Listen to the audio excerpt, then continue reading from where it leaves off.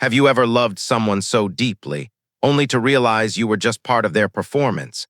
He gave her 14 years, 2 children, and a lifetime of loyalty, until one message shattered the illusion of their perfect marriage. But what happens when the one betrayed refuses to become the victim, and instead rebuilds something even stronger from the ruins? This isn't just a story about infidelity. It's about strength, healing, and the kind of peace that no affair can steal.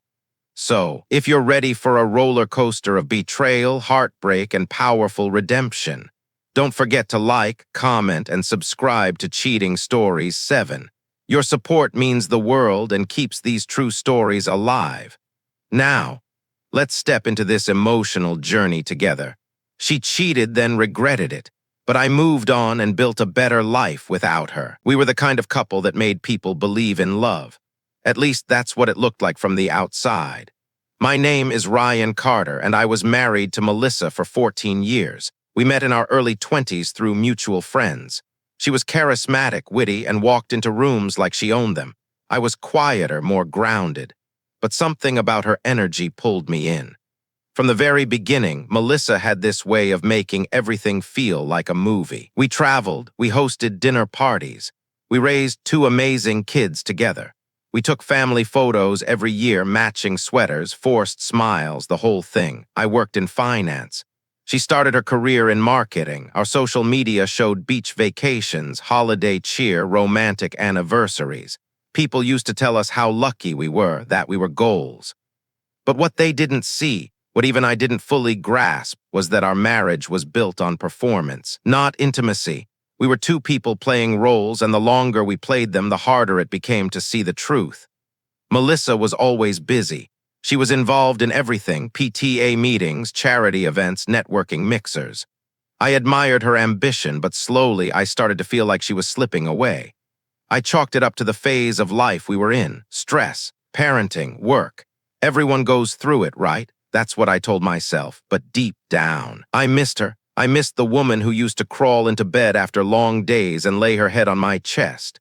I missed how she used to laugh, truly laugh, not the polite chuckle she saved for dinner parties or Facebook videos. Sometimes I wondered if she missed me too. Sometimes I was afraid to ask. There were little signs.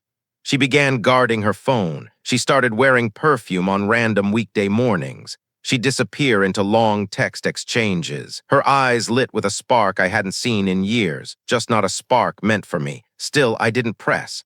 I didn't want to be that guy, the jealous husband, the paranoid one. I wanted to believe in us. In the foundation we had built, 14 years, 2 kids, countless memories. Surely that meant something.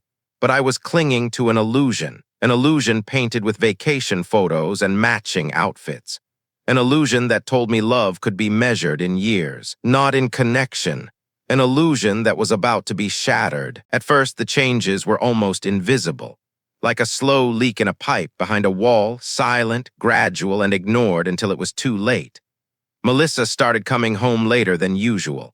There was always a reason. Team meetings ran long, traffic was brutal, or she stopped for groceries. And I believed her. Of course I did. 14 years of trust doesn't unravel overnight. But then, there were the silences, not the comfortable kind you grow into as a couple, but those loaded pauses that feel like someone's holding something back. Dinner conversations became one-sided. I'd ask about her day and she'd respond with vague comments or change the subject. She stopped asking about mine altogether. I tried to brush it off. Maybe she was tired. Maybe we both were. Parenting wasn't easy. Life was busy. We were adults, not newlyweds, but the space between us was growing. I noticed she started texting more often, facing away from me on the couch, fingers tapping rapidly, screen tilted just out of view. When I asked who it was, she'd smile and say, "Just work." And I nodded like a fool, pretending that was enough. Then came the night that still plays in my mind like a haunting echo. I was folding laundry upstairs when I heard her phone buzz in the kitchen. She was in the shower, so I walked down to grab it, thinking it might be urgent. The screen lit up. A message from someone named Evan Work. I didn't open it. I didn't have to. The preview said enough. "Last night was incredible. Can't stop thinking about you." My chest tightened, my hands trembled. I stood there, frozen, staring at those words like they were a code I couldn't decode. It couldn't be real, not Melissa, not us. She came downstairs minutes later, wrapped in a towel, humming like nothing was wrong. And I said nothing. I placed the phone exactly where it had been and walked back upstairs. Heart pounding, mind spinning, soul cracking. That night I lay awake beside her, listening to the soft rhythm of her breathing, wondering how long I had been sleeping next to a stranger. I wanted to ask. I wanted to scream. But I stayed silent, paralyzed by the weight of denial. I told myself I needed proof. I needed time. I wasn't ready to face the truth. But something inside me shifted that night. The illusion had cracked. And no matter how much I tried to patch it with excuses or hope, I knew I was standing on a fault line. It didn't take long for suspicion to become confirmation. A few days after seeing the message, I told Melissa I needed to work late. I didn't. I parked down the street from our house and waited. At 6:47 p.m., a black Audi pulled into our driveway. I didn't recognize the car, but I recognized the man who stepped out, Evan from her office. I'd met him once at a company barbecue. Tall, smug, too smooth for his own good. The kind of guy who shakes your hand while flirting with your wife. I watched as she greeted him at the door, looked around nervously, then pulled him inside. The lights stayed off in the living room, but I could see the glow from upstairs. My stomach turned. I wanted to storm in, confront them both, shout every curse I could think of, but instead, I drove away. I couldn't bear to witness it unfold. I spent the night at a hotel. No TV, no food. Just me and the suffocating silence of betrayal. The next morning, I returned home before the kids woke up. Melissa was already in the kitchen, acting as if nothing had happened. Her smile made my skin crawl. I didn't say a word, not yet. I needed to be smart. I needed to be calm for the kids, for the inevitable war that was coming. But I wasn't calm inside. I was shattered. That evening, I asked her to sit down. "I know about Evan," I said, voice low. The color drained from her face. At first, she denied it, eyes wide, hands trembling. Then when I didn't flinch, she broke. She crumbled right in front of me, tears, apologies, excuses. It was a mistake. I felt neglected. I didn't mean for it to happen. He made me feel alive again. The usual script, word for word, I just listened. There was no screaming, no theatrics, just a silence so heavy it could suffocate. When she finished, I asked one question. "Is it over?" She hesitated. That was enough. I stood up, walked upstairs, and began packing a bag. The next week was a blur of legal calls, custody schedules, and difficult conversations with the kids. Melissa didn't fight me on the divorce. She didn't argue over the settlement. In a strange way, it was like she was relieved to be caught, and maybe she was, but relief wasn't what I felt. I felt grief, real, bone-deep grief. I had lost not just my wife, but the life I thought I had, the love I thought was real. 14 years, reduced to ashes. I could have forgiven a one-time mistake. I could have believed in therapy, reconciliation, second chances, but what broke me was the pattern. 1 week after Melissa confessed, I found out they were still in contact. How? She left her tablet unlocked on the kitchen counter. A careless mistake from someone who had spent months hiding her double life. Their messages weren't even romantic this time. They were logistical. "Can you meet at lunch? Let's talk somewhere private." It wasn't about love, it was about secrecy, and that hurt more than anything. She wasn't just unfaithful, she was comfortable being unfaithful. It had become part of her routine, like drinking her morning coffee or picking up the kids. That realization hit me like a brick. I remember standing in the kitchen that morning, coffee in hand, staring at the screen. My hand clenched the mug tighter, and suddenly the taste turned bitter. She walked in seconds later. She saw the screen, and for the first time, she didn't deny it. She didn't even cry. She just stared at me like we were two strangers trapped in the same house. "Why?" I asked quietly. Her reply was a whisper. "I don't know, and maybe." That was the truth. Maybe she didn't know. Maybe she had lost herself so slowly that by the time she realized it, there was nothing left to hold on to. But I did know one thing. This wasn't the woman I married, and I wasn't going to let my children grow up thinking this was what love looked like. That night, I sat down with the kids. No details, just truth. "Mom and I are going to live in different homes, but we both love you. That will never change." They cried, I cried too, but deep down, I felt something else, relief. Melissa moved out 2 days later, no fight, no dramatic goodbye, just boxes, a moving van, and silence. Our bedroom felt bigger that night, emptier, colder, but honest. For the first time in a long time, I wasn't sharing my home with a lie. We never had a real goodbye. There was no teary airport scene, no dramatic final embrace, no whispered "I'm sorry" that tied the pain into something poetic. Just silence, cold, heavy, unresolved silence. After Melissa moved out, everything happened quietly. She took half the furniture, half the dishes, half the holiday decorations. She didn't say where she was going. I didn't ask.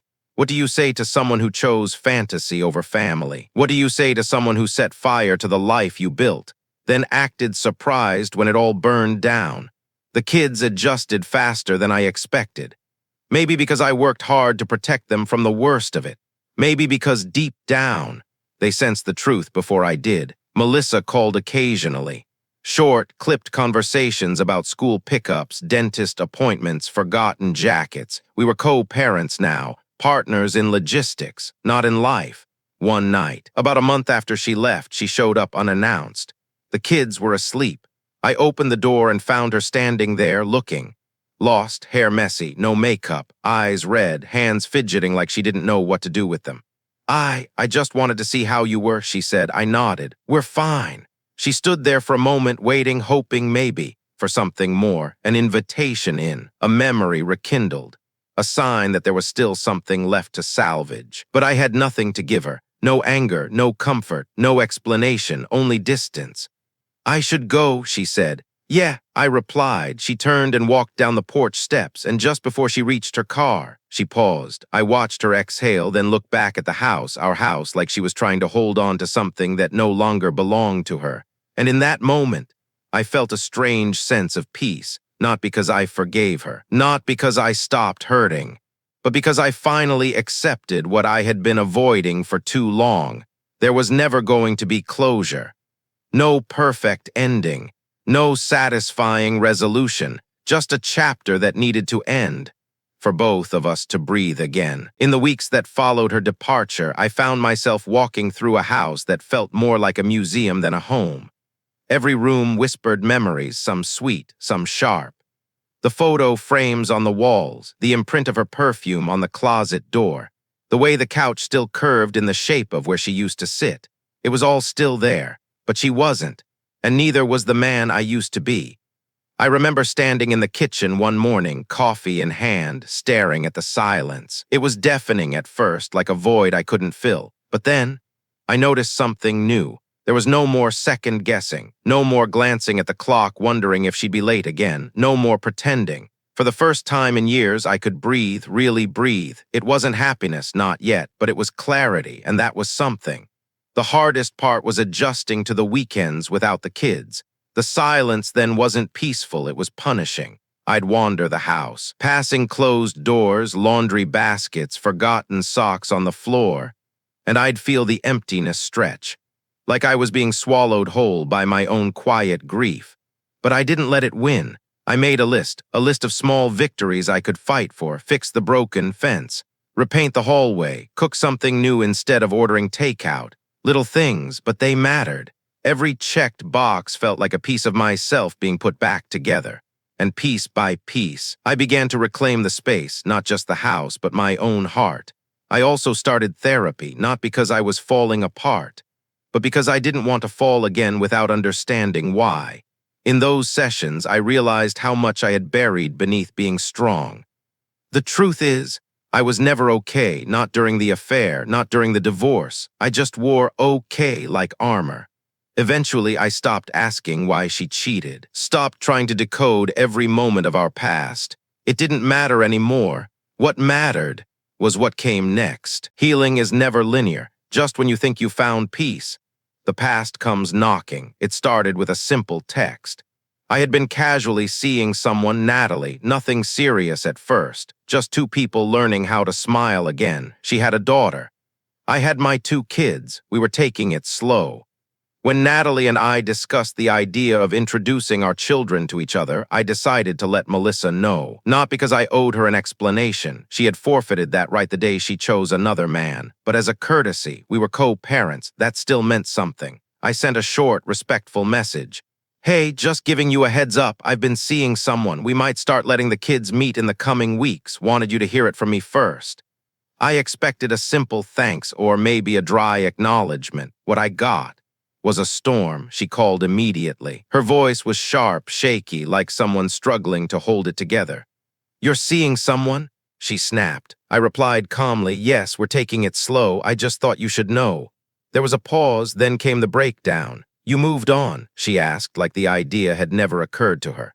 I've been seeing someone for a while, I reminded her. And I figured you might be too. That's when her voice cracked. I haven't, not even once, not one date. She was crying now, and I didn't know what to feel. Guilt. No, that was gone. Pity, maybe a little, but mostly.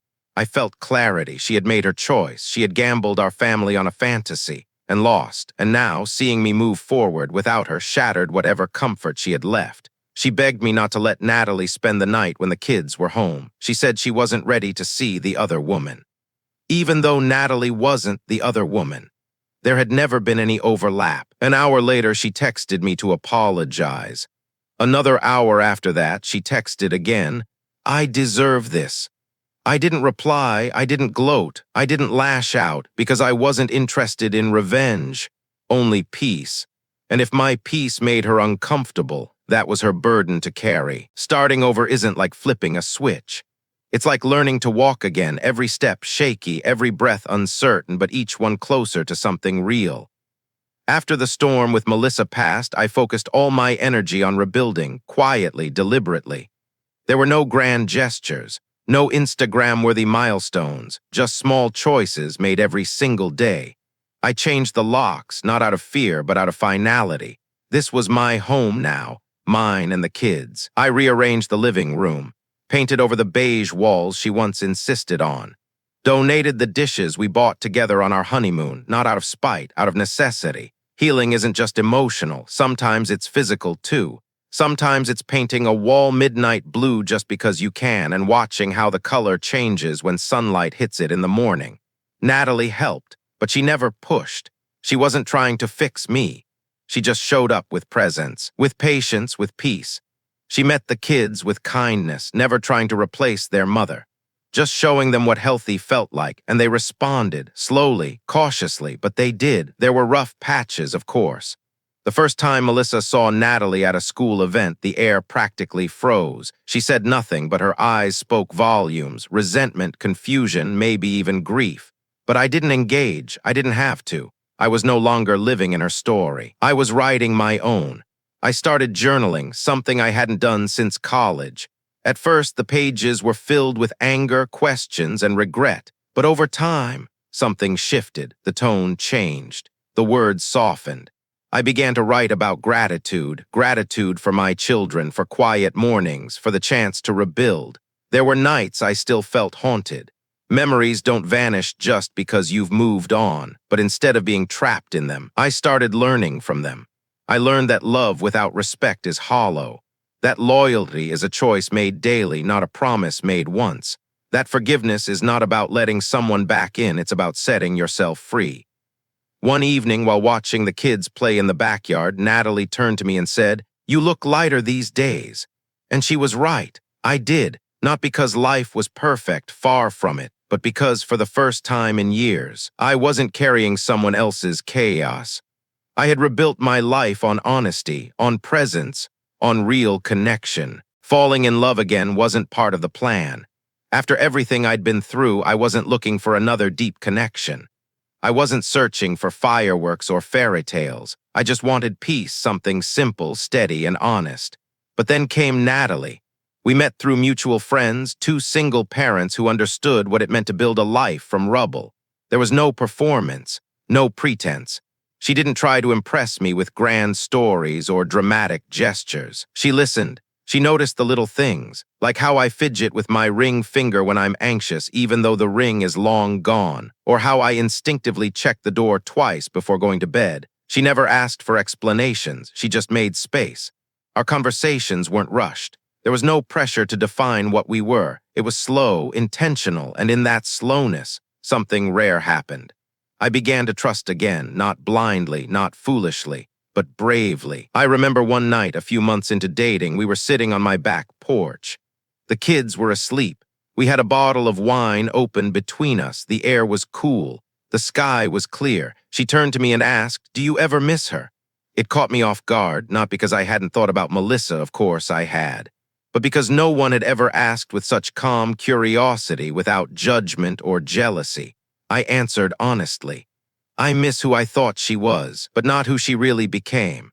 Natalie nodded, no follow-up, no need for drama. That was the moment I knew, not that she was the one.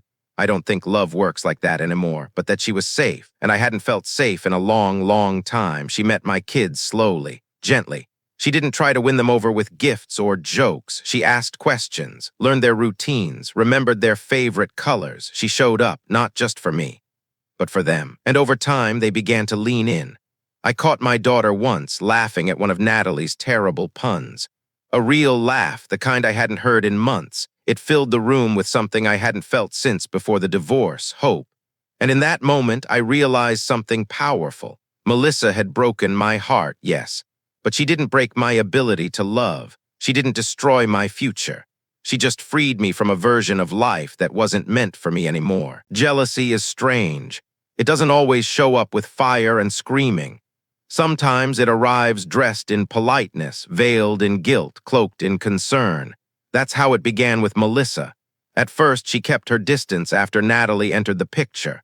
There were awkward exchanges during kid drop-offs, a few clipped texts, some suspicious glances when she saw Natalie's name on school emails. Then came the first sting. It was at our son's soccer game. I had arrived early with Natalie and the kids. We brought folding chairs, snacks, and even one of those ridiculous cowbells to cheer. Melissa arrived late. She saw us, Natalie helping my daughter tie her shoelaces, me laughing at something the kids said. Her eyes froze. She didn't wave, didn't smile. She sat alone on the opposite sideline, arms crossed, phone clenched in her hand like a weapon. Later that night, she texted me. Just a reminder not to confuse the kids. They're still adjusting. Be careful with how much you expose them to strangers.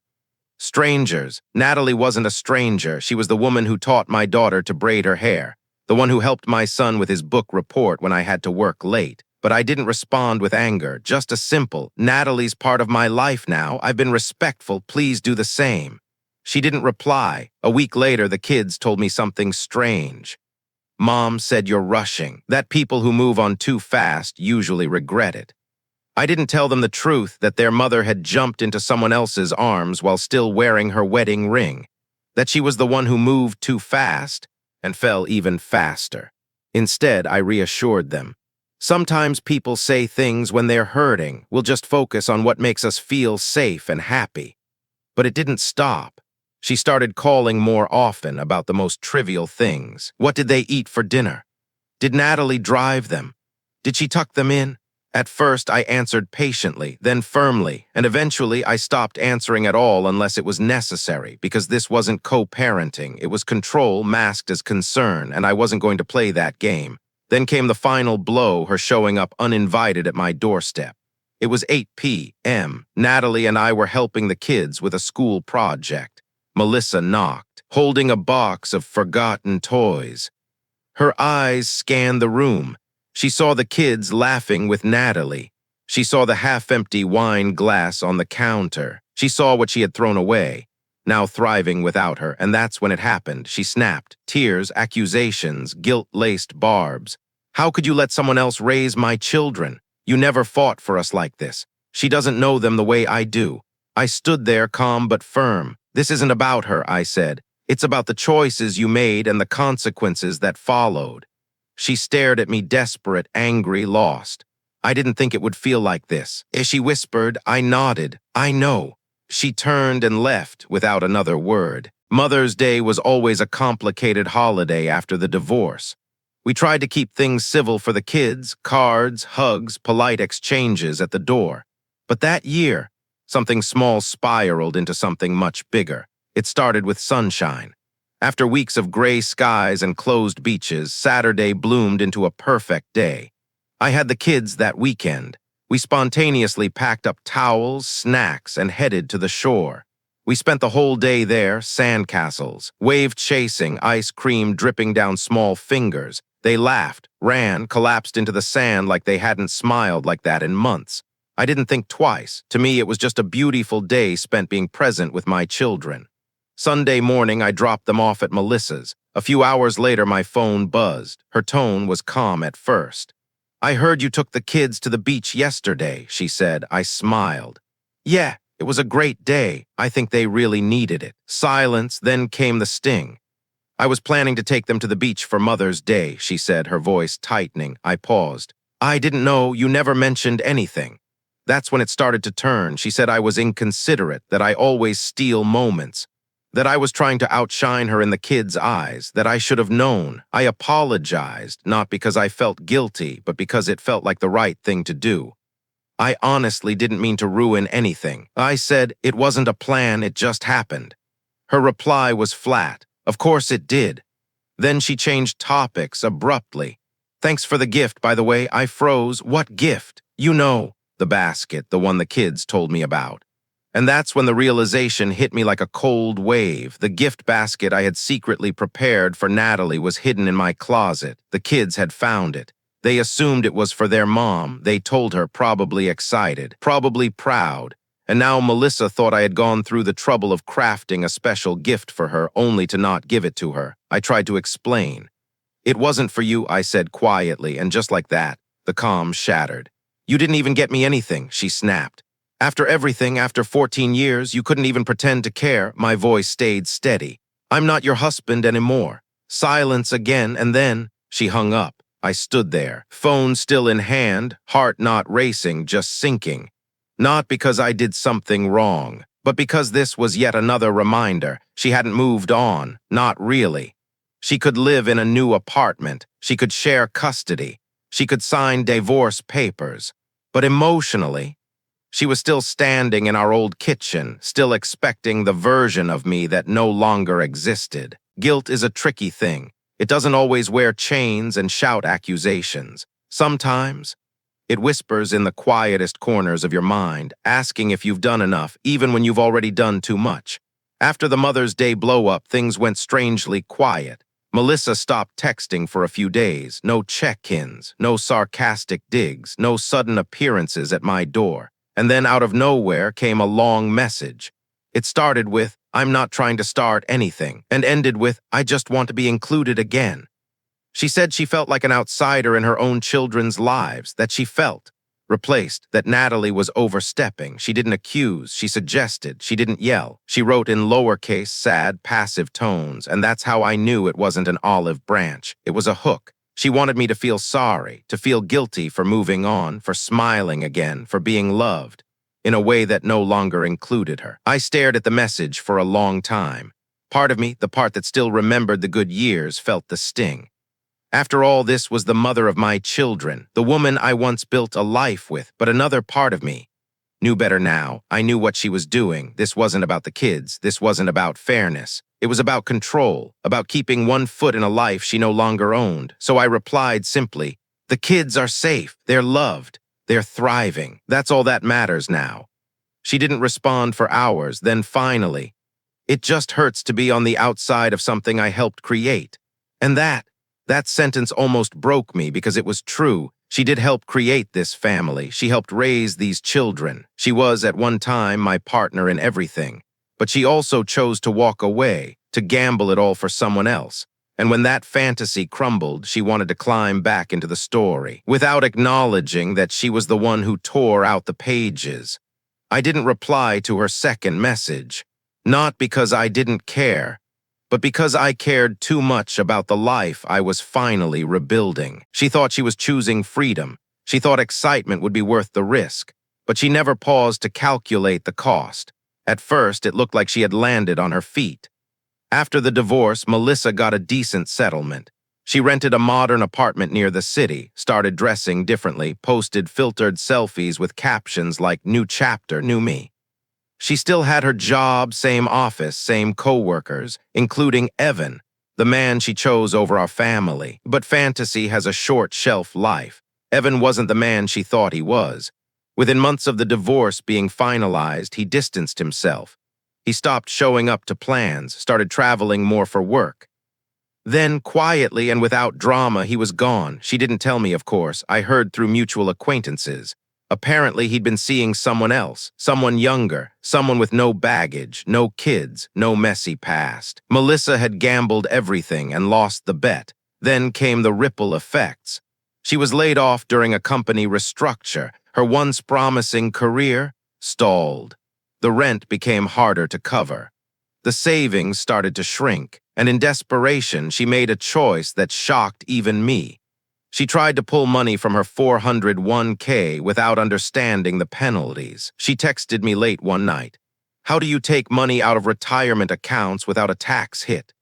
I didn't answer, not because I wanted her to suffer, but because I was done being her emergency contact in life. And then there were the kids. They started noticing things, the empty fridge, the missed pickups, the way she snapped at them over little things. One evening, my daughter came home and asked, "Why is Mom always so sad now?" I didn't know how to answer. I wanted to protect them. But how do you shield a child from the fallout of someone else's decisions? All I could do was hold space, be present, offer them the stability their mother could no longer provide. Over time, the difference between our two homes became obvious. One was grounded, the other was crumbling. I didn't take joy in her collapse. I didn't dance on the ashes of what she destroyed. But I did learn something powerful. Karma doesn't always arrive with thunder and flames. Sometimes it creeps in quietly, one bad decision at a time. Sometimes it looks like everything falling apart when no one's left to blame but yourself. For Melissa, karma struck not with a bang but with silence. After Evan disappeared, she had no one left to chase. Her social media grew quiet. No more cryptic quotes, no more healing hashtags, just emptiness.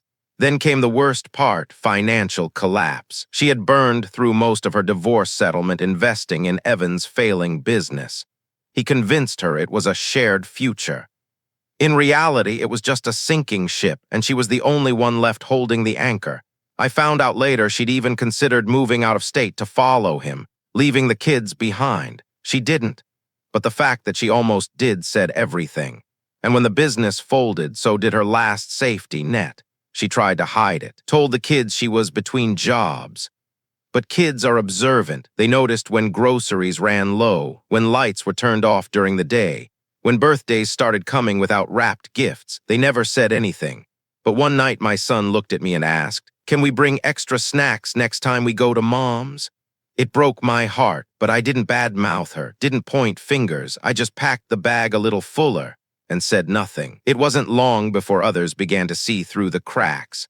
Her own family started pulling away. They had supported her through the divorce, believing her side of the story. But now, they watched her spiral. They saw her bitterness whenever my name came up. They heard how she spoke about Natalie. They watched her try to play victim while the consequences mounted. Eventually, her mother, once her biggest defender, told her, "Stop blaming him. He moved on. You should too." She didn't take it well. She stormed out of a family dinner after her sister told her, "You had a good man and you threw him away like old trash. He rebuilt. You need to stop trying to burn it all down." That was the final straw. Melissa stopped attending family gatherings. Her friends grew distant. No one wanted to get pulled into her anger anymore, and still, she never apologized, never admitted fault, just bitterness, resentment, isolation. That's how karma works sometimes. It doesn't always deliver poetic justice. It just gives people exactly what they chose without the illusion to protect them. Rock bottom isn't always loud. Sometimes it's a quiet moment when the bills stack higher than the groceries and the silence in the fridge is louder than any argument. That's where Melissa found herself. The money was gone, every last cent from the settlement drained. She had spent it on a future that never came, a man who vanished, a business that collapsed, and dreams that disintegrated the moment real life knocked on the door. I never asked how bad it got, but I didn't have to. It showed on her face during drop-offs. It echoed in the way the kids came home wearing jackets too thin for winter. In the way they whispered, "Mom's car sounds weird lately."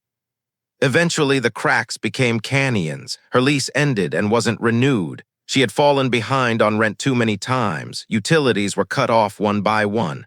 No job, no partner, no savings. One night, she texted me out of the blue. "Do you think the kids could stay with you full-time for a while?" I agreed, no hesitation, not because I wanted to win. Because I knew they deserved stability, warm beds, food that didn't come from a gas station. I never told the kids the full story. They just knew they were with me more. And Melissa started fading from the day-to-day. She called less, showed up late, or not at all. When she did come, she looked like a ghost of the woman I once knew. Then one afternoon, I picked up the kids from school and the secretary handed me a manila envelope. It was a petition. Melissa had filed for emergency assistance, listing me as the sole custodial parent. No court drama, no fight, just surrender. It should have felt like victory, but it didn't. It felt like watching someone drown slowly, knowing they were the one who set fire to the lifeboat. My therapist once told me, the real cost of betrayal isn't emotional, it's existential. It takes away who you thought you were. I didn't fully understand it back then, but watching Melissa unravel helped me see it clearly. She wasn't just broke financially. She was bankrupt in every way that mattered. Love, trust, identity, purpose. She had traded everything and gotten nothing in return. Sometimes the truth you need the most doesn't come from the people who hurt you. It comes from the ones who were there. Watching everything unfold from the sidelines, it happened unexpectedly. I was out with a couple of old friends, just catching up, a rare break from parenting and work. We were sitting at the bar, trading stories, shaking our heads at how far we'd come. And then, she walked in, Melissa's old friend, Jenna. They used to be inseparable, brunches, shopping, matching social media captions. I hadn't seen Jenna since before the divorce, but that night she was clearly a few drinks in and a lot looser with her words than she probably meant to be. She spotted me across the room and walked over. "Ryan," she slurred, half smiling, "you're looking shockingly okay." I laughed politely. "Thanks, I think." She pulled up a chair without asking, and then without warning she said, "You know she ruined everything, right?" My stomach tensed. I didn't respond. She thought Evan was her golden ticket. "You were boring, stable, predictable. But that's the thing, Ryan. You were never boring. You were safe. She just didn't know how to live without chaos." I stayed quiet, let her keep going. She invested in his business. God, what a mess. He used her, lied to her, and then when it all fell apart, she thought you'd still be waiting. I looked down at my drink. "She never believed you'd move on," Jenna added. "She thought she'd have time, that she could crash and come back when the dust settled." And then she hit me with the sentence that lodged itself in my ribs like a blade. "She never cried when she left you, but I've seen her cry every time she sees you with Natalie." That one hurt more than I expected, not because I missed Melissa, but because there was a time I would have done anything for her tears. A time when I would have given up my pride, my peace, just to see her fight for us. But now I just felt sad for her, not angry, not vindicated, just tired. I thanked Jenna. She patted my shoulder and stumbled back to her group. And I sat there, staring into my glass, letting her words settle. People ask me sometimes if I ever thought about going back. Back to Melissa, back to the life we built, back to the familiarity of what once was, and I get it. From the outside, it makes sense. We had a history. We shared children. We had memories, some good enough to last a lifetime. But the truth, I never looked back, not once. Not even in the quiet hours when loneliness crept in. Not even when I saw her smile across the school hallway and caught a faint scent of nostalgia. Because I knew that going back would mean betraying the person I had fought so hard to become. The person who learned to cook dinner alone, who held his children through their confusion, who rebuilt his mornings without bitterness, who found peace in silence rather than fear. Going back would mean stepping into a house where trust had burned to ash, where every corner whispered, "Remember when," and "What if?" Where I'd always wonder if the next text, the next excuse, the next late night was another lie. No, I never looked back, because I knew what it took to finally walk forward. It wasn't easy. I had to unlearn the habit of second-guessing myself. I had to stop romanticizing the woman who once looked at me like I was everything and later looked at another man the exact same way. I had to accept that closure doesn't come in one perfect moment. It comes in pieces, like the first time I laughed again and didn't feel guilty, or the night I realized I slept soundly without waiting for the door to creak open. Melissa was part of my story, a defining chapter, one I'll never erase. But she's not my ending, because the man who stood at the edge of betrayal and didn't jump, he deserved more than a return ticket to regret. He deserved a future that wasn't written by someone else's mistakes. And now, I get to write that future every single day. Affairs don't start in the bedroom, they start in the silence. In the little moments when someone feels unseen, unheard, unappreciated. They begin when a need goes unmet, not always out of malice, but out of neglect, distraction, distance. And when someone else shows up, offering attention, laughter, a mirror that flatters instead of reflects. It feels intoxicating, like being noticed for the first time in years. That's how it began for Melissa. I don't think she set out to destroy our marriage. I think she just got caught chasing a feeling she didn't understand. A high that disguised itself as love, but was really just escape. The problem is affairs aren't built on reality. They thrive on fantasy. No bills, no dishes, no sick kids at 2 a.m., just texts that feel electric and moments stolen from responsibility.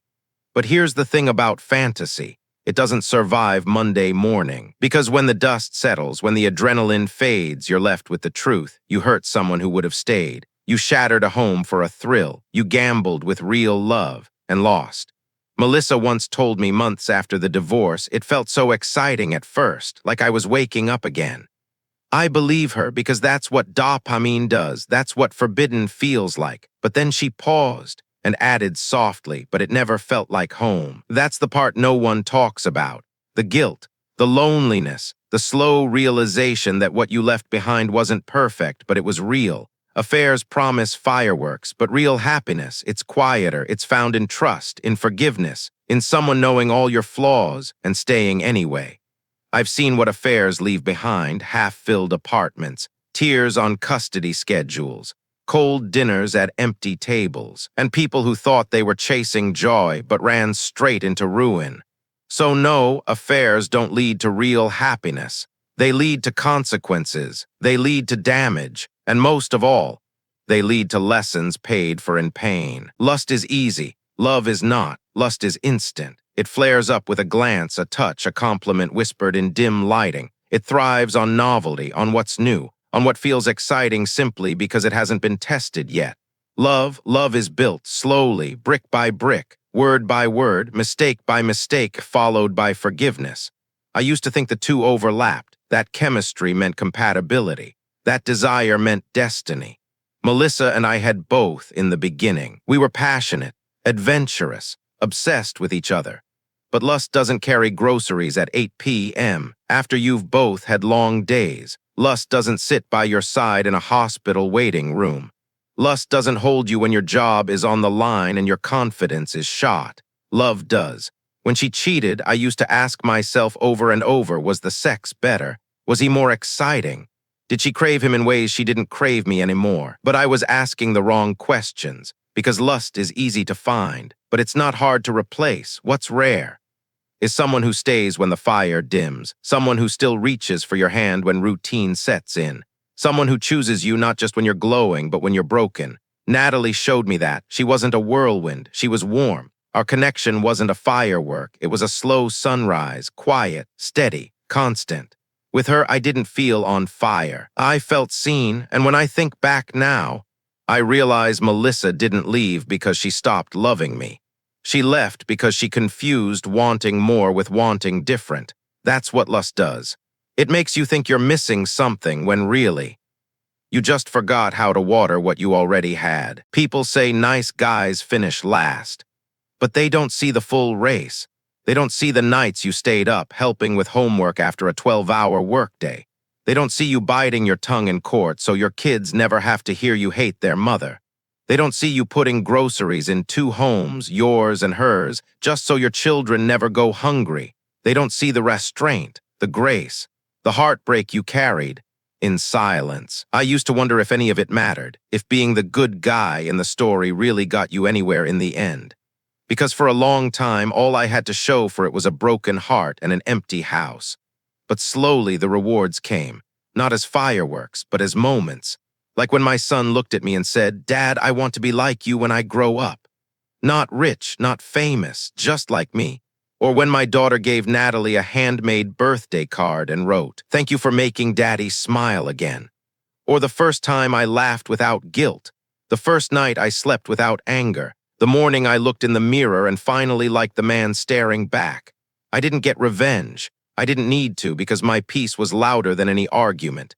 My consistency stronger than any lie. My love for my kids deeper than any betrayal. Melissa lost a good man, but I didn't lose myself. I built something better, wiser, truer. And no, life isn't perfect. There are still hard days. There are still echoes of pain. But there is also joy. There is connection. There is love, real love. And this time, I know I deserve it. And so this chapter closes not with revenge, but with something far more powerful, peace. He didn't need to destroy her to find closure because he rebuilt himself without her. She lost a good man, but he gained something far greater, his dignity, his future, and a love that truly saw him. What would you have done in his place? Can betrayal ever be forgiven or just survived? Let us know your thoughts in the comments. We love hearing your perspectives. And if this story moved you, don't forget to like, subscribe, and share the video. More stories are coming your way on Cheating Stories 7, where truth always finds a voice.